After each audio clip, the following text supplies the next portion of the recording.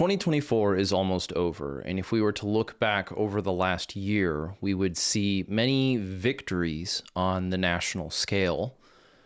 If we were strictly looking at political victories, whether it was elections or decisions by organizations like the Supreme Court to defend and protect or uphold rights of the individual, we saw a pretty final overturning of the Brace ruling, which left a massive economic damage or a massive economic wound across the gun culture in 2023.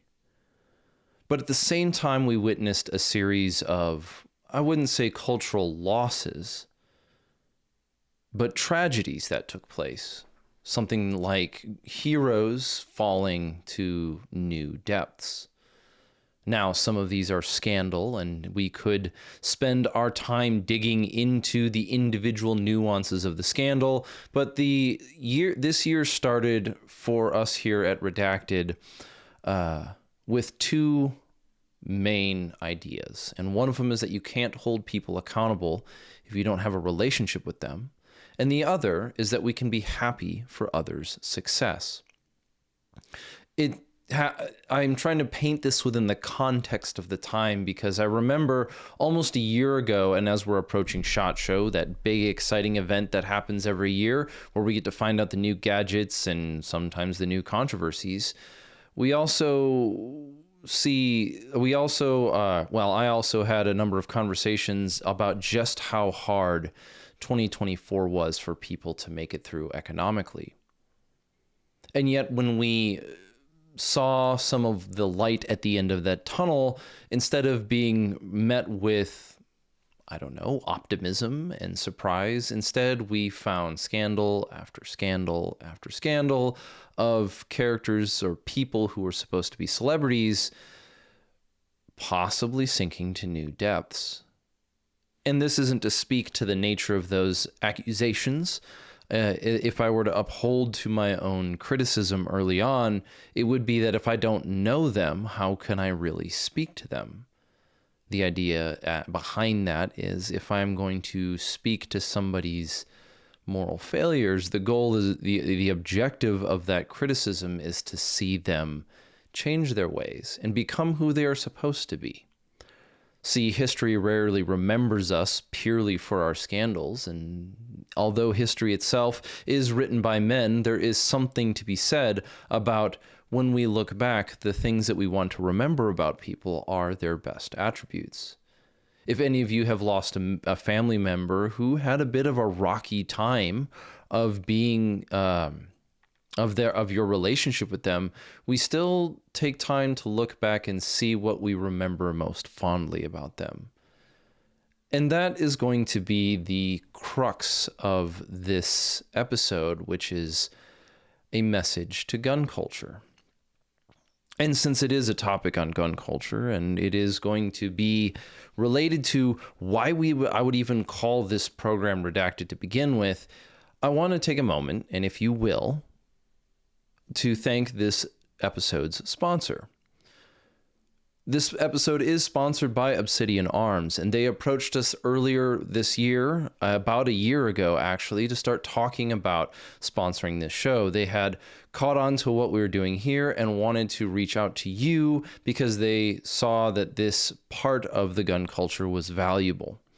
And we're not even just talking about financially, it was valuable as I believe this is really the future of where we could, should, and ought go. So what Obsidian Arms brings to the table is whether you are building your ability to be self-sufficient with tools, whether you are modifying and improving your equipment for better performance in the field, or if you're trying to bring something to the table or bring something to the market that hasn't quite yet been there. That is the one-stop shop for you. See, Obsidian Arms is not only capable of manufacturing their own parts and their own tools, but they are capable of taking your concepts and bringing them to life.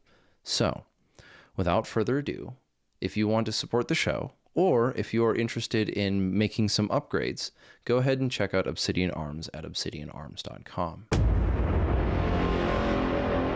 Now, let's start with the the juicy stuff, the things that cause people's hackles to raise and gathers their attention so quickly on social media. Let's talk about scandal. There are a number of people whose names will not be brought up much more than, if I can, that have entered the limelight about accusations of moral impropriety, whether it is being dishonest about their activities, their services, their relationships, their character, and so forth. And the challenge that this brings, and it kind of goes along the lines of stolen valor, is what do we have and do we think of when it comes to a path to redemption?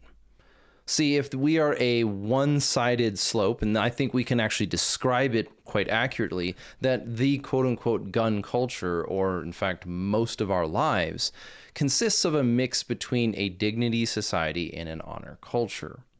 And if you missed the episode earlier on the differences between the two, a dignity society is a society that believes in things like rights, and it's the kind of core of this, let's call it social philosophy, even though that term is so beleaguered with dishonest actors, that understands that an individual has dignity by simply existing as a human being. They have the dignity of an individual is something inherent to them that they only can forfeit if they do certain things. Say a person has a right to self-defense, but if they initiate violence against another person, they void that right to self-defense by merit of initiating or trying to void somebody else's life, their right to life. Dignity culture is in its worst sightings, in its worst description, is a one-way slope from beginning with dignity and innocence and ending in despair and degeneracy. The problem with a dignity society is that it doesn't have a pathway to redemption outside of maybe public service or appeasement. It really is its weak point. But the advantage of a dignity society is it takes an individual, it takes a human being, and it, in its best light, understands that they are a human being, that they have certain rights and responsibilities, that there are things that should not be done to them simply because they're human. The contrast to this is an honor culture or an honor society. And in the realm of honor, as described by Sommers in his book, Why Honor Matters, you might want to describe the difference between the two as in a dignity society, an individual starts with a full glass of water but can only lose it, whereas in an honor society or an honor culture, an individual might start with an empty cup or a glass half full, and they have actions that they can either add to it or detract from it. They can add to their honor, they can do honorable things, they can live honorably, or they can be dishonorable, dishonest, and disingenuous, and thus lose honor amongst their peers. Now, this I've talked about in the past applies to a lot of what we call as the gun culture as a whole, because while we don't really have connection with everybody that also shares similar values or similar ideals when it comes to an individual's right to bear arms, or even the individual's right to liberty, life, and the pursuit of happiness, we do generally understand that people within that realm begin at least at a certain point. Now, there are arguments against this of maybe have you earned your keep or earned your place, and these, I think, are a little bit disconnected. See, we look at the culture, we look at, let's just say, most people in the United States and say that generally, unless there are voiding circumstances, an individual has a right to bear arms. And there may be a whole, or we already know there's a whole host of disputes about what those voiding properties might be.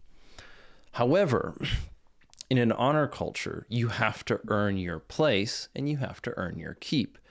And the most prominent form of an honor culture that still persists within gun culture is that of military and veterans. It's no surprise. Much of our experience, I as a veteran had, was that in the status of being in the military or being in your unit was not enough. You had to continuously earn your keep. In a sense, you had to continuously earn honor. And if you didn't, if you chose not to, or if you chose to ignore those things, you would suffer from the discontent and the lack of trust from your peers. Now, this translates to some of the greater issues that we are experiencing within gun culture, and it's magnified only more by the invasiveness or the ever-presence of social media. See, it doesn't take any one of us a long time to go onto any one of these platforms: Twitter, X, YouTube, Instagram. I suppose some of us are still on TikTok, but there's that. And you can quickly find some scandal hither or thither, here or there. And while we ourselves might be entertained, perhaps even just temporarily, at the presence of scandal, I do believe that in the grand scheme, in the long tail problem, going to analytics and that, it ends up being more destructive, even grieving to our society. But that leads back to why even talk about it. And one thing that we're learning, or one thing that we've seen from these scandals, and some of them are legitimate, and some of them may be legitimate, and some of them otherwise, is that many of us are not really connected to the people who are undergoing public scrutiny. This has been a classic tactic of politics and public life for a long time. But if we were to go back to that original statement, if you were to go and say, if you could pick the one character that you've known or known of, and you've heard of their scandal, and you could speak to them directly, what would you say? In other words, if you could speak to them and say something like, with the assumption that you want the best for them, what would you tell somebody? It's not, it's one thing to jump on the jeering bandwagon at the fall of great heroes, or so to speak, or great public individuals. It's another thing to become resentful of those who found success and then base your entire public personality on holding people accountable when ultimately you turn out to be nothing more than a troll or someone who just attacks people for fame. We've seen characters like that rise and fall with rapid ascension and quick dissolution or dissolving, as it turns out that their entire personality is just attacking other people. So let's go back to that statement, and that is what would I want people to do? And the sad answer is, and well, maybe it's not even sad, is that if the accusations are true, repent. It's an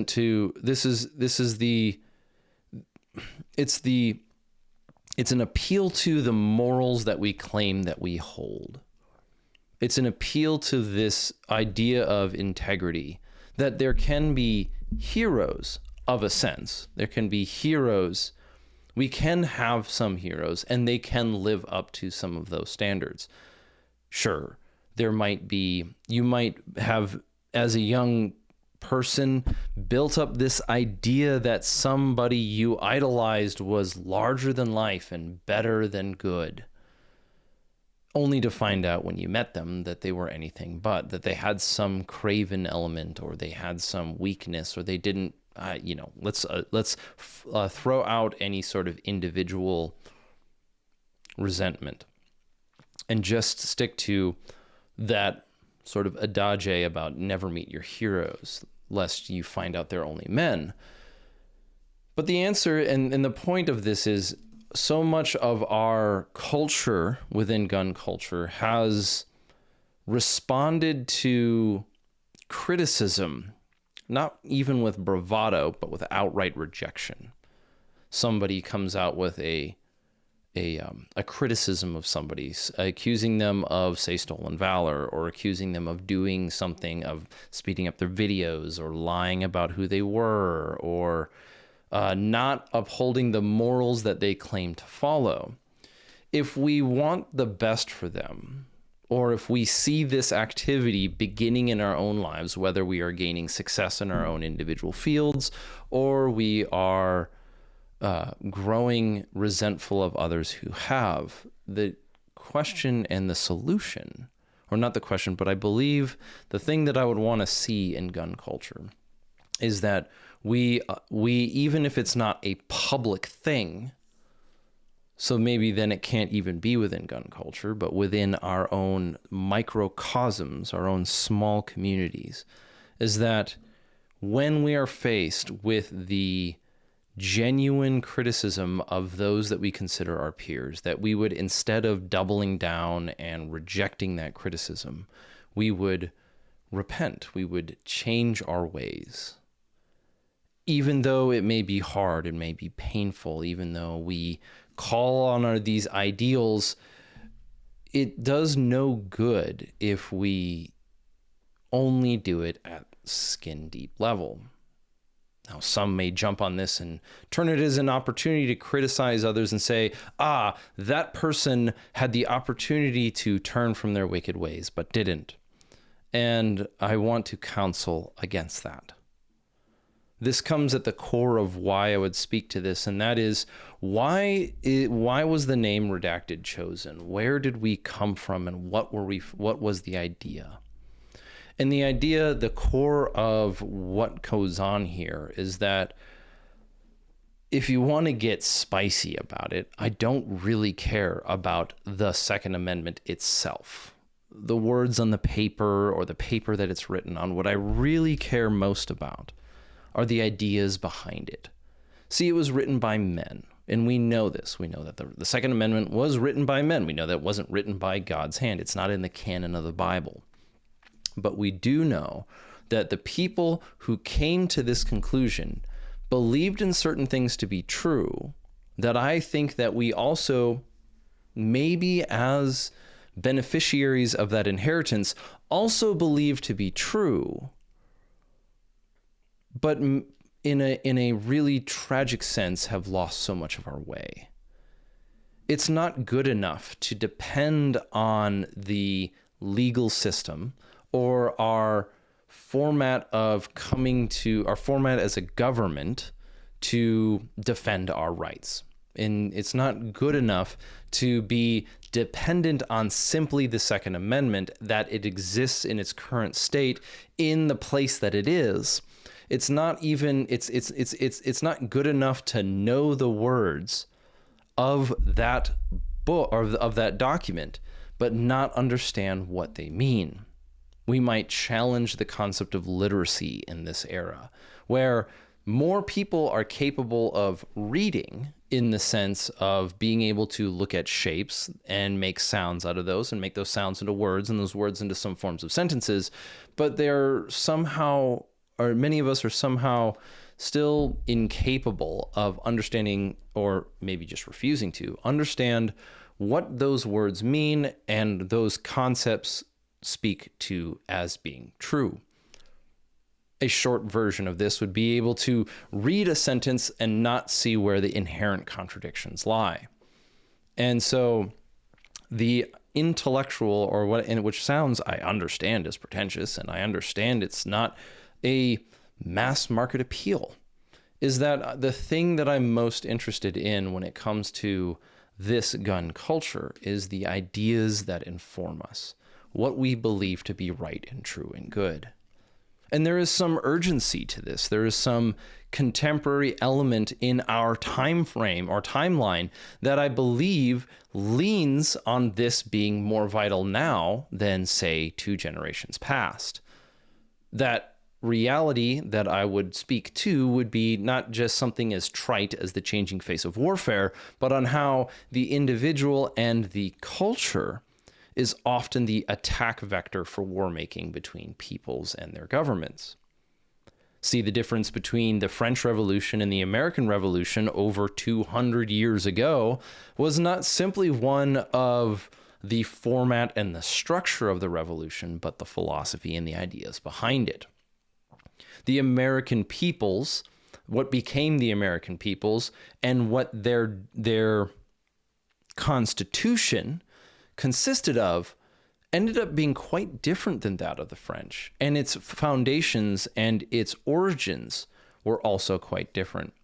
Now, many people have written books about this. Many people have written quite more than just a book or a chapter on it. And one that I've been reading recently was a Frenchman writing about the French Revolution and his introduction, his early phases of the revolution. He talks about how the ideas that led to the French Revolution, which we know as the guillotine, we know as the reign of terror, we know as the people selling out each other, neighbor against neighbor, brother against brother, and much more, began with this, again, a set of ideas that is culturally referred to as a philosophy. And I know those who have studied philosophy will look at that as sort of frustrating, but a set of ideas that had captured them. And it persisted across all layers of society. This wasn't the rich versus the poor, the strong versus the weak, the right versus the left, the bourgeoisie versus the proletariat. No, the ideas that became the French Revolution were much broader reaching, especially at its origin point. Whereas the American Revolution also contained quite a bit of that core belief. It was different. You might say Rousseau versus Locke. You might say the responsibilities of the individual versus the corporate responsibilities of the body or the government. You might say might makes right on one sense versus right overall, or whatever is right, not to be mistaken with Uber alles and what came from Germany. Rather, you saw these different ideas that informed two different, not even cultural movements, but events that led to drastically different outcomes. See, the American Revolution ended up with a constitution, and the French Revolution ended with an emperor. So, when we're talking about these things, when we're dealing with the ideas of just war theory, and we're dealing with the ideas of what does it mean to train well and how can we do better, the message then to gun culture as a whole is that we know we can do better. We've seen that better can be done, and I believe that we are doing it. But now is not the time to let off the gas. Now is not the time to become settled in resentment and frustration. We might look at the success of others and find some happiness in it.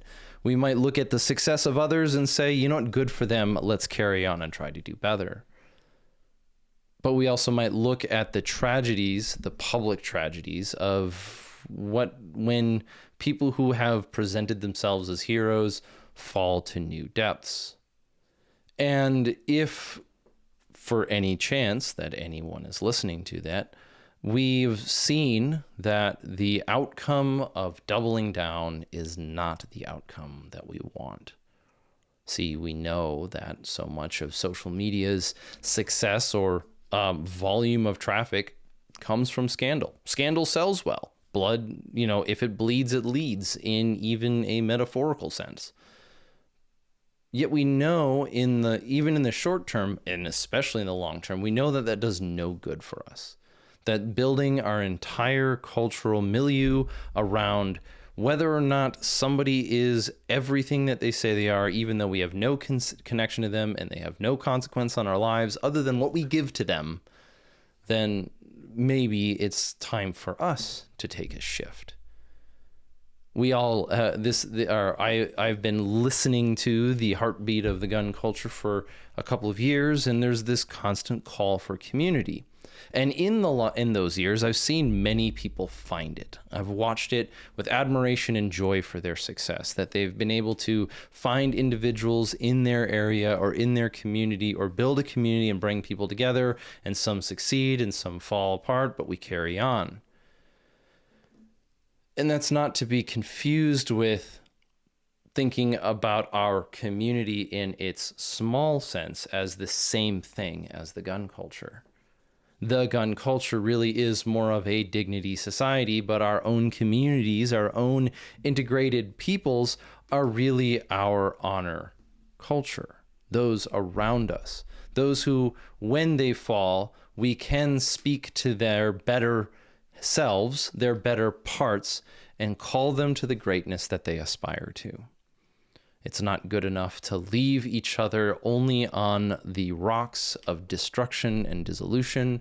Rather, if we really do care about one another, we would hope that they would change from the things that are destroying them and seek after that which is right and true and good.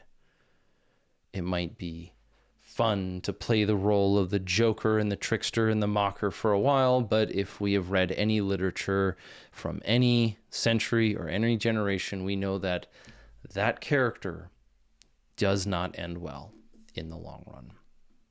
And so if we are to speak one thing to the gun culture, if we were to leave it with one final comment and one final statement, it would be, if the accusations made against you by people you trust are true, the answer is not to double down against them, but to repent, to change away from what you've done. I believe there is more room for forgiveness in this culture, in this community, than there is condemnation. And I believe that because I have witnessed it, and I believe that because in the long run, history remembers the things that we do, so long as we don't make our scandals the front and center of our own identity. So, as we conclude this episode, it's not really one that I expect people to leave a whole bunch of comments on, and it's not one that is really meant to be a buzz line or whatever you call it, a headline gathered, buzzword loaded, search engine optimized spiel, but rather an appeal to our better selves, that while we are going to spend the last couple weeks of this year probably away from more media than we would the rest of the year, or if you're in an area where you get to, people who are, say, a little separated and you have the opportunity, maybe reach out and spend some time with them. Check on your peoples, make sure those around you are in good health and good spirits, because if we really do care about this culture, we do care about the people inside of it, and not just our own place in the illusionary hierarchy. Now, if this has meant anything valuable to you, please share it with other people, because I am sure it won't be a leading story. But that being the case, thank you for your time. Now go forth and conquer.